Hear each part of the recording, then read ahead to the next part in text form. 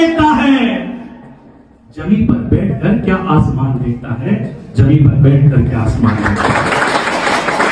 बच्चों, ये जो समय है, अभी आपका गोल्डन पीरियड चल रहा है। जैसा कि जिक्र हुआ कि सुनील सर टाइम टेबल लेकर आ जाते हैं प्री बोर्ड का, पर किसी ने ये विचार नहीं किया कि यदि उन्होंने अपने एंड समय में टाइम टेबल बनाया है तो वो आपकी तैयारी के लिए था। सभी शिक्षकों ने अपने महत्वपूर्ण प्रश्नों को चुन कर आपके लिए वो लेकर आए। हर पेपर बनाने में उनको कितना समय लगता है वो उनसे पूछो। और कुछ विद्यार्थी ऐसे थे जो प्री बोर्ड देने भी नहीं।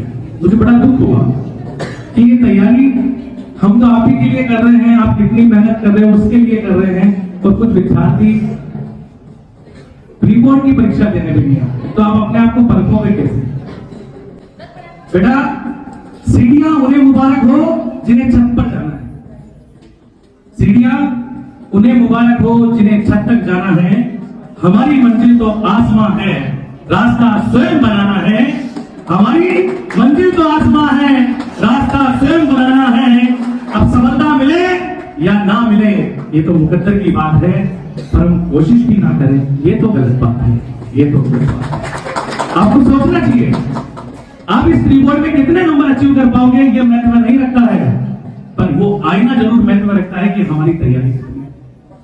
तो आप वो कोशिश भी नहीं करते, वो प्रयास भी नहीं करते। और वर्तमान में जो आपकी संगत है, देखो संगत का अपने जीवन में बहुत बड़ा रोल होता है। कुछ समय आप किसी राजनेता के साथ बैठो तो आपको एहसास होगा कि हमारी पढ़ाई का कोई महत्व ही नहीं, आप महसूस करोगे उस चीज। लेकिन वही समय आपने किसी जज या किसी कलेक्टर के साथ बिताया ना तो आपको पता चलेगा कि शिक्षा का क्या महत्व होता है, शिक्षा का क्या पावर होता है। कुछ समय यदि आपने किसी साधु संत के साथ बिता लिया तो आपको एहसास होगा कि मेरे जीवन में कोई विशेष रोल नहीं है, ये धन संपदा मोह माया मेरे लिए नहीं है, क्यों ना मैं त्यागी बन जाऊं। और वही समय यदि आपने किसी बिजनेसमैन के साथ बिताया ना तो आपको एहसास होगा कि अभी तक मैंने कमाया ही क्या है, अभी तक तो मैंने कुछ भी अचीव नहीं किया है, अभी तक तो मेरी संपत्ति कुछ भी नहीं है। और वही समय यदि आपने किसी किसान के साथ बिताया तो आपको एहसास होगा कि हमारी मेहनत उस किसान की मेहनत के सामने कुछ भी नहीं है। आजकल के बच्चों के शीश पर तो पसीने की बूंदें भी नहीं आती।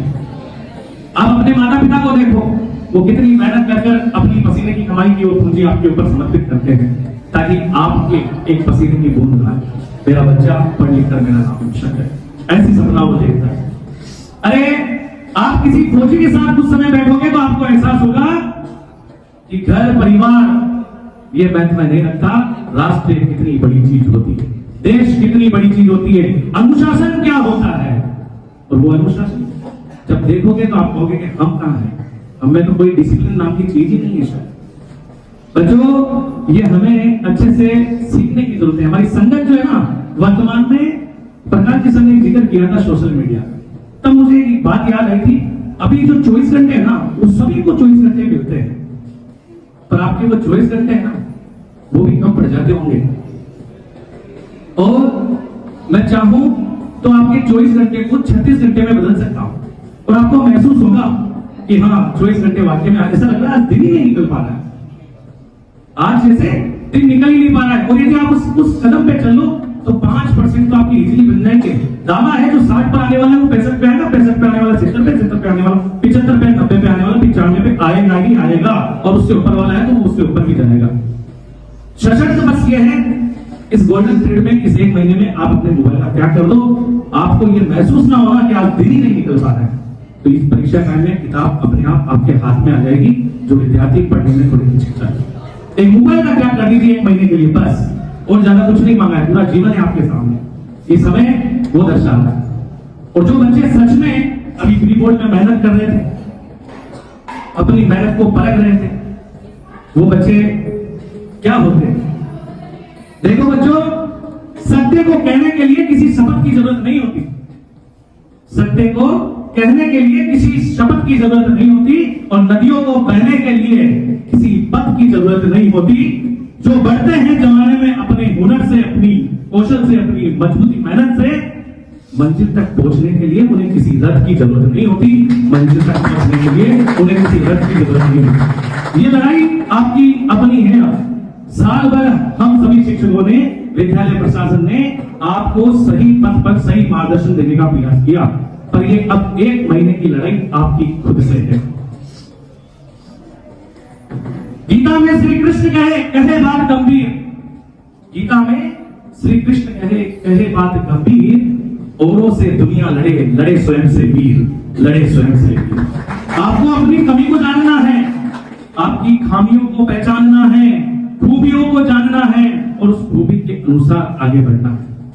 एक विद्यार्थी क्या है, इस विद्यार्थी की विचारधारा को समझे आप। विद्यार्थी क्या होता है? विद्यार्थी वह पथ है जो जिस लगन की ओर बढ़ जाए, उसे मार्गदर्शन बढ़ जाए तो वह उस मार्ग की ओर बढ़ता ही रहता है। सही मार्गदर्शन का सही प्रभाव पड़ता ही पड़ता है। वो आकाश ही क्या आकाश है जिसमें तारे ना हो, वो सागर ही क्या सागर है जिसकी गहराई ना हो, वो पथ ही क्या पथ है जिसकी जो पथरीला ना हो, वो पथ ही क्या पथ है जो पथरीला ना हो, वो जीवन ही क्या जीवन है जिसमें संघर्ष ना हो, वो सूरज ही क्या सूरज है जिसमें तपन ना हो, वो चंद्रमा ही क्या चंद्रमा जिसमें शीतलता ना हो, और वो विद्यार्थी क्या विद्यार्थी जो विद्या को अर्जित ना कर सके, वो शिष्य ही क्या जो गुरु का मान ना बढ़ा सके, वो पुत्र ही क्या जो माता पिता को सम्मान ना दिला सके, वो मित्र ही क्या जो अपने साथी को सही राह ना दिखा सके, और वो गुरु ही क्या जो अपनी स्वयं में शिष्य की चेतना को ना जगा सके। बच्चों यहाँ परंतु वो विद्यार्थी है, यहाँ वो विद्यार्थी है। अभी कुछ दिनों पहले प्री बोर्ड जब चल रहा था, एक अच्छी पढ़ने वाली बच्ची से मेरी थोड़ी सी 2 टूक बात हुई। मैंने कहा बच्ची कैसी तैयारी चल रही है? उसने कहा बहुत अच्छी। मैंने कहा क्या लगता है कितने % बन जाएंगे? उस बच्ची का जवाब ये दर्शाता है कि आत्मविश्वास क्या होता है, मेहनत क्या होती है। उस बच्ची ने बड़ी सरलता से कहा पिछले साल का रिकॉर्ड तोड़ना है, पिछले साल का रिकॉर्ड तोड़ना है। ये जज्बा आपके अंदर होना चाहिए बच्चों।